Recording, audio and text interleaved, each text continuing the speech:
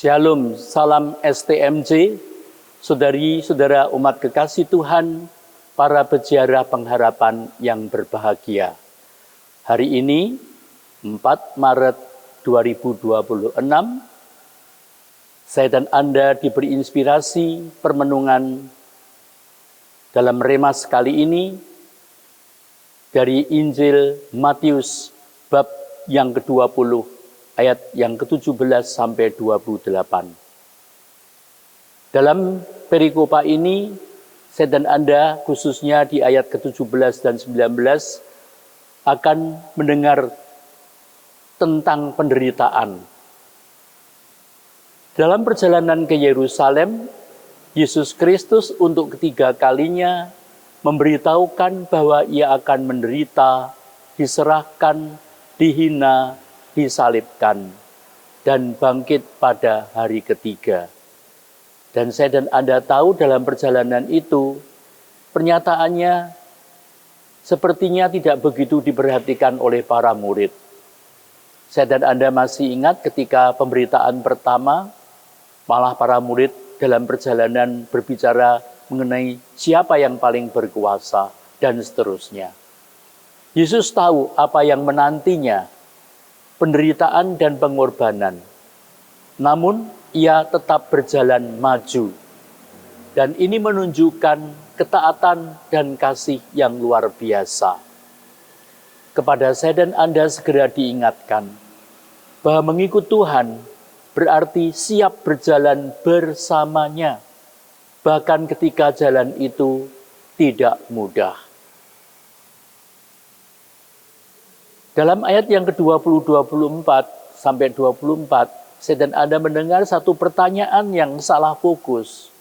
Justru ketika Yesus berbicara mengenai penderitaan, ibu dari anak-anak Yakobus dan Yohanes meminta posisi terhormat bagi anak-anaknya dalam kerajaan Yesus. Di saat Yesus berbicara tentang pengorbanan, para murid justru memikirkan kedudukan. Ini menggambarkan betapa mudahnya kita salah fokus, mengejar posisi, pengakuan, atau kehormatan, bahkan dalam pelayanan. Yesus menjawab bahwa untuk mengikuti Dia, mereka harus siap meminum cawan penderitaan.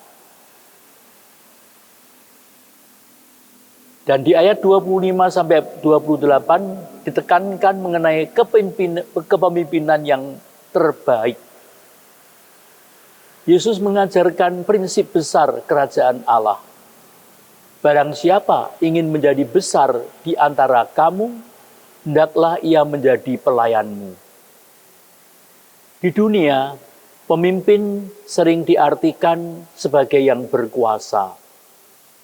Tetapi menurut Yesus, kebesaran sejati adalah kerendahan hati dan pelayanan. Maka ayat 28 menjadi inti.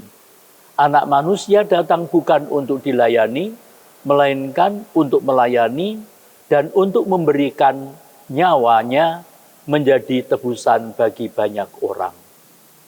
Dan inilah standar kepemimpinan Kristiani, melayani, berkorban, dan juga memberi diri. Maka kita dapat merefleksikan dalam refleksi kita, apakah saya dan Anda yang terpanggil untuk melayani dengan hati yang tulus atau mencari pengakuan?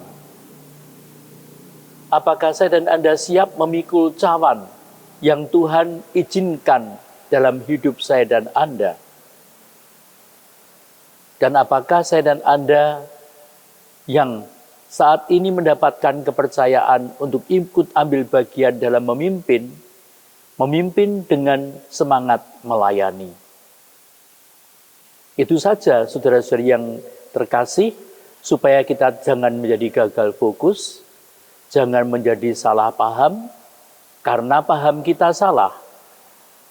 Lah poin-poin ini yang akan dikembangkan khususnya selama masa Prapaskah secara khusus dan secara istimewa bagi saya dan Anda yang terpanggil untuk ikut ambil bagian dalam fungsi kepemimpinan dalam paroki kita. Semoga kita menemukan simpul-simpulnya, supaya dengan demikian kita seperti yang diharapkan, dicita-citakan dalam arah dasar Keuskupan Agung Semarang di tahun 2026 ini menjadi gereja yang membahagiakan, gereja yang menginspirasi, dan gereja yang mensejahterakan. Tidak mungkin kita akan membahagiakan kalau kita sendiri tidak bahagia. Tetapi kesaksian hidupmu dan hidupku, cara saya dan Anda melayani, menginspirasi banyak orang, dan karenanya mensejahterakan yang tidak selalu dalam arti jasmani, tetapi mensejahterakan juga rohani kita. Selamat merenung. Salam STMJ, Sabda Tuhan menyegarkan jiwa. Dan marilah kita saat ini berdoa. Bapa Surgawi, ajar kami untuk tidak mencari kedudukan, tetapi memiliki hati seorang pelayan. Bentuk dan lebur kami agar rela berkorban dan setia mengikutimu sampai akhir, teruji dalam pelayanan. Karena dengan demikianlah namamu semakin dipermuliakan dan hidup kami menjadi tanda kebahagiaan yang menginspirasi dan mensejahterakan demi Kristus Tuhan kami. Terpujilah nama Yesus, Maria, dan Yusuf, sekarang dan selama-lamanya. Berkat Allah tercurah melimpah atas karya usaha, keluarga, dan pergumulan perjuangan hidupmu dan hidupku, Bapa dan Putra dan Roh Kudus. Amin.